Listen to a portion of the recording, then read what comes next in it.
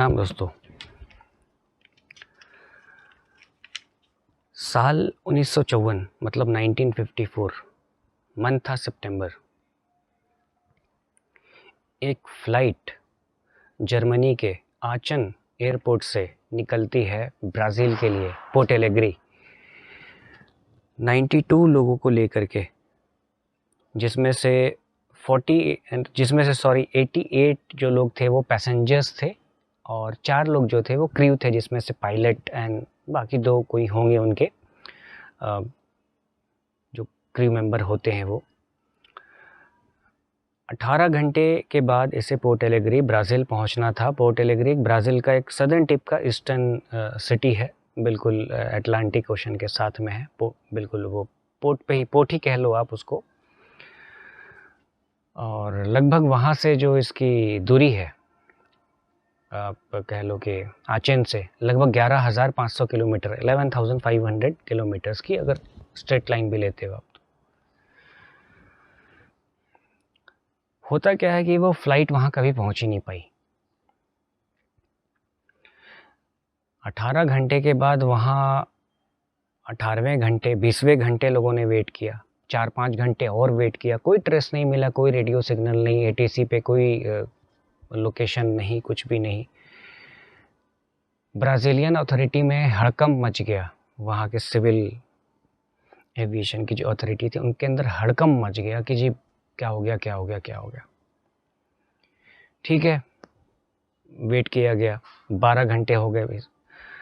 मान लिया गया कि यार ये प्लेन लगता है क्रैश हो गया है कहीं बीच समुंदर में, और बहुत उसको कोशिश भी की गई उस ज़माने के टेक्नोलॉजी के हिसाब से उसका मलबा मतलब ब्रेकेज को ढूंढने की, लेकिन ये ढूंढ नहीं पाया कोई भी। अब वो मलबा तो छोड़ो, आप उसका कोई विंग का पार्ट या कुछ एक छोटा स्क्रू ड्राइवर तक नहीं मिला उसका। चलिए, अब होता क्या है कि देखिए ऐसे हादसे तो काफ़ी हुए हैं। अभी हाल में 2014 में MH370 मलेशियन एयरलाइन का, जो जकार्ता से आपके बीजिंग जा रहा था, वो गायब हो गया और आज 2023 है, 9.5 साल हो गए, उसका कोई ट्रेस नहीं है। ऐसे बहुत हादसे हुए हैं कि प्लेन गायब हो गए हैं। इवन हमारे बे ऑफ बंगाल में मतलब कुछ ऐसे प्लेन गायब हुए हैं जिनका कोई ट्रेस नहीं है। आप 2017 की बात होगी है, 16 या 17, इंडियन एयरफोर्स का डॉर्नियर चेन्नई से वहाँ जा रहा था, अंडमान, ठीक है, वो प्लेन गायब हो गया, कुछ भी नहीं मिला उसका। माना जाता है कि लगभग 2.5-3 किलोमीटर नीचे उसका कहीं मलबा हो सकता है, जिसे ढूंढना या निकाल पाना संभव नहीं है। खैर, तो आप मुझे ये कहना था आपको ये सारा एग्जाम्पल दे करके कि हाँ ऐसे हादसे होते हैं एविएशन में, लेकिन ये इतना खास क्यों था? ये इसलिए खास था क्योंकि ये जो चीज़ मैं बता रहा हूँ, ब्राज़ील का एक टैबलॉइड हुआ करता था। टैबलॉइड मतलब आप कह लो जैसे हम अखबार न्यूज़पेपर खरीदते हैं, times of India, Hindustan times, शाम को इवनिंग में आपने देखा होगा कि एक छोटा, बहुत छोटे साइज़ का न्यूज़पेपर आता है, संडे टाइम वगैरह, ऐसा कुछ देखा है मैंने। उस पर एक खबर आती है 1989 में कि सैंटियागो एयरलाइन की जो प्लेन थी, फ्लाइट नंबर 513, जो आचेन से पोर्ट एलेग्रे के लिए चली थी 1954 सितंबर में, उड़ान भरा था उन्होंने, वो 35 साल के बाद लैंड करती है ब्राज़ील के पोर्ट एलेग्रे में। मतलब 1989 अक्टूबर में वो लैंड करती है। उन्होंने यहाँ तक इस पे लिखा कि जब वो प्लेन राउंड अबाउट कर रहा था एयरपोर्ट के, तो एयरपोर्ट में ATC एयर ट्रैफिक कंट्रोलर वालों ने उनसे काफ़ी कांटेक्ट करना चाहा कि भाई आप कौन हो, आप मतलब कौन से एयरलाइन है, क्या है, कॉल साइन बताइए। बहुत इनका प्रोसीजर होता है, तभी ये उतरने देते हैं। फिर अलग अलग है, बहुत सारे प्लेन्स आ रहे हैं, किसको कौन सा रनवे देना है, इनका अपना एक प्रोसीजर होता है। तो उस अखबार के मुताबिक वहाँ से प्लेन से ऐसा कोई भी पॉजिटिव सिग्नल विग्नल या कुछ रिप्लाई आता नहीं है। बाई चांस वो प्लेन उतर जाता है, वो लैंड कर जाता है। उसके बाद जो एयरपोर्ट के अथॉरिटीज़ थे वो सोचते हैं यार ये तो कैसे लैंड कर गया, ना हमने इनको कोई क्लियरेंस दिया ना कुछ दिया, ये अपने आप लैंड कर गए और सही सलामत आकर के बिल्कुल रुक भी गया। ठीक है, सही सलामत होना था उसको जब वो लैंड किया है। यहाँ पे एक बड़ा तगड़ा ट्विस्ट आता है। 1 घंटे 2 घंटे हो जाते हैं, एयरपोर्ट अथॉरिटी वाले देखते हैं कि अंदर से कोई दरवाज़ा वगैरह कुछ भी नहीं खुल रहा है। वो कांटेक्ट करना चाह रहे हैं रेडियोज़ के ज़रिए, रेडियो सिग्नल के ज़रिए, वहाँ से कोई रिप्लाई नहीं आ रहा है। तो as per that newspaper, Brazilian authority जो एयरपोर्ट के थे वो जाते हैं, वो बाहर से दरवाज़ा खोलते हैं और जब अंदर घुसते हैं तो हक्के बक्के हो जाते हैं। जितने भी लोग बैठे हुए थे सीट में, सब नरकंकाल स्केलेटन बन चुके थे। उनकी रूह कांप गई थी। ये समझ लो, as per that particular newspaper उनकी रूह कांप गई थी। और जब वो कॉकपिट में जाते हैं तो देखते हैं कि पायलट, उसका कंट्रोल अब तक रडर पे है जो प्लेन को आगे ले जाता है, वो भी नरकंकाल बन चुका था पायलट। ठीक है भाई, उसके बाद हड़कंप मच गया है ना इस न्यूज़ को लेकर के। तमाम आसपास की जो कंट्रीज़ थे, कोलंबिया वगैरह, हर जगह ये मतलब एक कह लो कि आप एक टॉक बन गया था सबके लिए कि भाई ऐसा हुआ है, ऐसा कैसे हो सकता है। फिर कुछ और भी जो न्यूज़पेपर्स थे छोटे छोटे लेवल के, उन्होंने क्लेम करना शुरू कर दिया कि ब्राज़ीलियन अथॉरिटी, ब्राज़ीलियन गवर्नमेंट बहुत कुछ बड़ा छुपा रही है पब्लिक से, कुछ बहुत बड़ा छुपा रही है ये। और उन्होंने क्या किया कि कई सारे पैरानॉर्मल एक्सपर्ट का उससे इंटरव्यू भी ले लिया, जिसमें से उस टाइम के सबसे फेमस थे मिस्टर डॉक्टर एटेलो। अब डॉक्टर एटेलो ने ये कह दिया कि एक ही संभावना मुझे लगती है, या मैं श्योर हूँ कि ये टाइम वैप का शिकार हुआ है। मतलब ये टाइम ट्रैवल करके ये प्लेन कहीं से 35 साल के बाद ये लौट गया है। फिर उनसे भी लोगों ने पूछा कि भाई ये टाइम ट्रैवल है, कैसे टाइम ट्रैवल वैप जोन में चला गया। तो उन्होंने हवाला दिया बरमूडा ट्रायंगल का, कि जो रूट पड़ता है जर्मनी से लेकर के जो आपका ब्राज़ील का पोर्ट एलेग्री, तो बीच में एक छोटा सा पार्ट आता है बरमूडा ट्रायंगल का, वहाँ कहीं पे ये टाइम वैप का शिकार हो गया। अब चूंकि वो बड़ा नाम था उनका, तो और भी पैरा वालों ने पूरी दुनिया में उन्हीं के थ्योरी को फॉलो कर लिया। अच्छा, कुछ पैरा वालों ने, कुछ पैरानॉर्मल इन्वेस्टिगेटर ने ये कहना शुरू कर दिया उस टाइम में कि ये एलियन अबडक्शन है, मतलब एलियन उस प्लेन को गायब कर दिया था कहीं, और टाइम ट्रेवल करके कैसे कैसे करके वो दोबारा लैंड कर चुका है। लेकिन ये स्टोरी इतनी अपने आप में, तो स्टोरी के अंदर इतना ज़्यादा आप कह लीजिए कि शक्ति थी, या जान आप कह लो कि जान था, कि हर लोग उस वक्त एज पर दैट न्यूज़पेपर इस पे लग गए थे। क्या आपको लगता है ये स्टोरी सही है? हादसा मैं कह रहा हूँ, क्या आपको लगता है ये हादसा या इंसिडेंट सही है? अगर आपको लगता है हाँ, मैं कुछ नहीं कहूँगा, लेकिन आप इसको इन्वेस्टिगेट करना चाहते हैं मेरे साथ, क्योंकि देखिए कुछ लोगों ने डिबंक भी किया इसको। मुझसे भी 4-5 साल पहले लोगों ने इस बारे में पूछा था, मैंने कहा यार ये पॉसिबल कैसे है, लेकिन मेरे पास ना उतना समय था ना कुछ था। मैंने बोला कि मतलब डिबंक करने के लिए उतने जो लंबा चौड़ा थ्योरी है वो मैं नहीं दे सकता था। हाँ, उन्होंने कहा यार क्या यार, मतलब है, लोगों ने वीडियो बना रखी है। अब देखिए ये हुआ क्या कि 89, 90, 95 इंटरनेट का इंडिया में, और कह लो सब कॉन्टिनेंट में, सब कॉन्टिनेंट बोले तो इंडिया, बांग्लादेश, पाकिस्तान वगैरह, या डेवलपिंग नेशंस जो भी हैं, 2000 ईयर के बाद इंटरनेट का पेनिट्रेशन हुआ। पहले तो ये इंटरनेट के आर्टिकल पे, ब्लॉग्स वगैरह पे आते थे, टेक्स्ट ब्लॉग पे, टेक्सचुअल ब्लॉग पे। जैसे जैसे टेक्नोलॉजी आई, फिर इमेज के साथ लोगों ने डालना शुरू किया। अच्छा, इस पे किताबें भी बहुत सारी लिखी जा चुकी है वेस्ट में, इस पर्टिकुलर आपका फ्लाइट 513 के ऊपर। ठीक है, Santiago, the fate of Santiago flight 513, इस तरह के बहुत किताबें भी लिखी जा चुकी है। और 2020 आ गया, मतलब कोविड का फर्स्ट वेव। उस वक्त तो आप कह लीजिए कि गंद मच गया।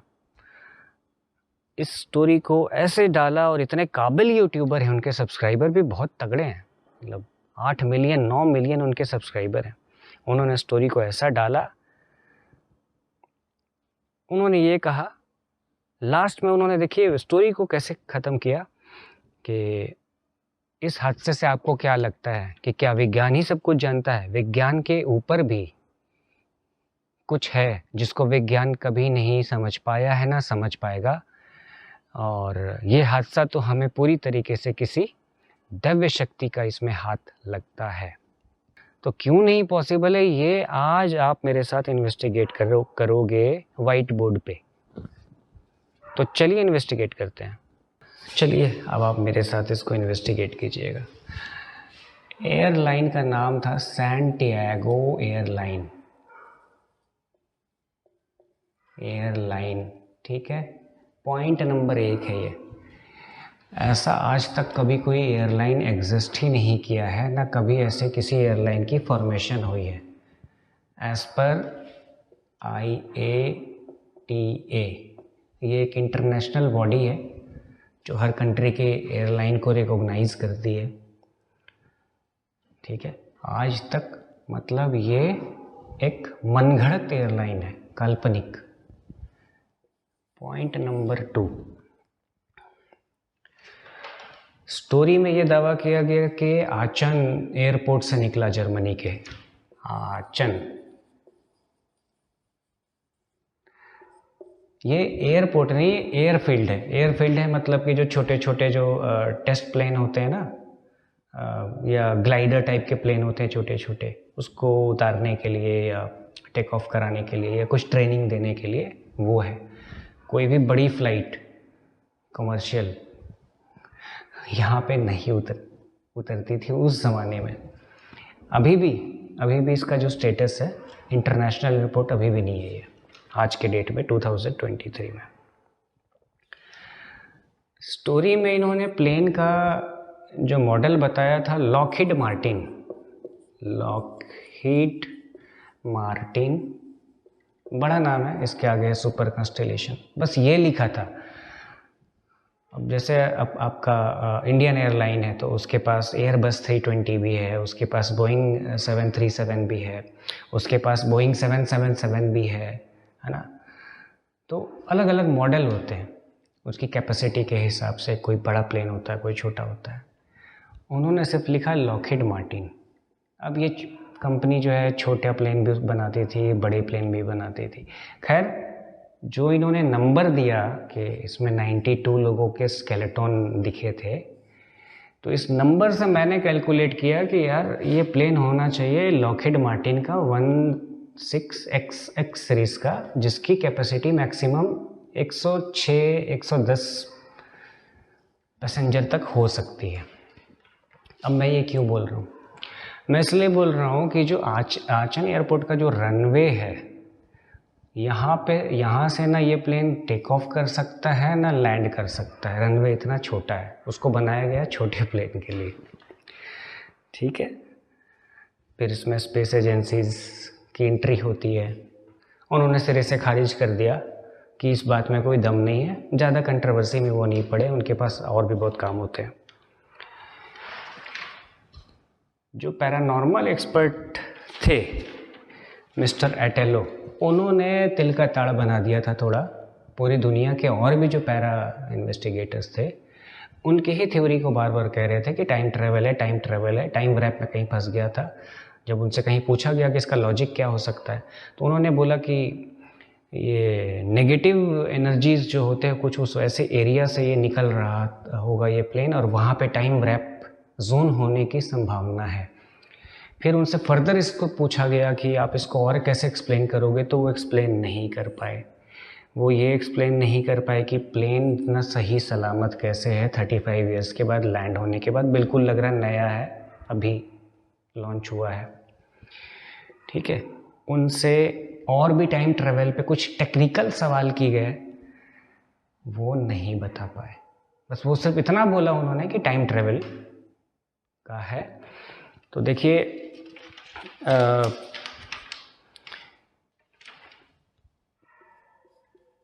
फिर जिसने मज़ा लेना था लिया। अब उसके बाद इंडियन यूट्यूबर्स, हमारे भारत के यूट्यूबर्स, उन्होंने काफ़ी इसका मज़ा लिया। 3 4 5 साल से ले ही रहे हैं, अभी भी इनफैक्ट ले ही रहे हैं लोग। जैसे बेगुन कुदार का ले रहे हैं। देखो, हमने तो मिथ बस्ट कर दिया कि बेगुन कुदार में कुछ नहीं है। हमने कह दिया भानगढ़ में कुछ नहीं है, अभी भी चल रहा है भाई। ठीक है, अब गौरव के बारे में क्या बोलूँ, बार बार नहीं बोलूँगा। लोग बाज नहीं आ रहे, वो करेंगे। उनको पता है कि पब्लिक भी ऐसे ही कुछ कॉन्स्पिरेसी थ्योरी वाली चीज़ें सुनना पसंद करती है। तो ले दे करके देखो, ये कहा जा सकता है कि इस कहानी का जो सबसे बड़ा विलेन है मिस्टर फिशर, जो उस न्यूज़पेपर का ओनर था। और ये पैरानॉर्मल वाले जो डॉक्टर हैं, उनको मैं बोलूँगा वो छोटे मोटे विलेन हैं, बड़े नहीं हैं उतने। लेकिन साइंटिफिक कम्युनिटी में अपनी ऐसी बेइज्जती नहीं करानी चाहिए किसी को भी, जब तक प्रॉपर अंडरस्टैंडिंग नहीं हो साइंस की। आप ज़बरदस्ती या कोई भी बिना जाने किसी घटना को किसी और घटना से रिलेट नहीं कर सकता। अगर वो कर सकता है तो उसका एक्सप्लेन वो करे। प्रैक्टिकल करके नहीं कर सकता है तो कम से कम हिपोथेसिस होनी चाहिए, और हिपोथेसिस भी फिट बैठनी चाहिए थोड़ी। मतलब ये नहीं कि मैं किसी को फॉलो करता हूँ और मुझे बोल दे कि राज हाथी गुलाबी है, मैंने बोला हाँ हाँ हाथी गुलाबी है, ऐसा नहीं। तो ये सारी चीज़ें हैं। बाकी इंसान का नेचर है ये कि लोग कंस्पिरेसी थ्योरी, मिस्ट्री, इन सब चीज़ों में थोड़ा ज़्यादा घुसना चाहते हैं, ज़्यादा से ज़्यादा जानना चाहते हैं।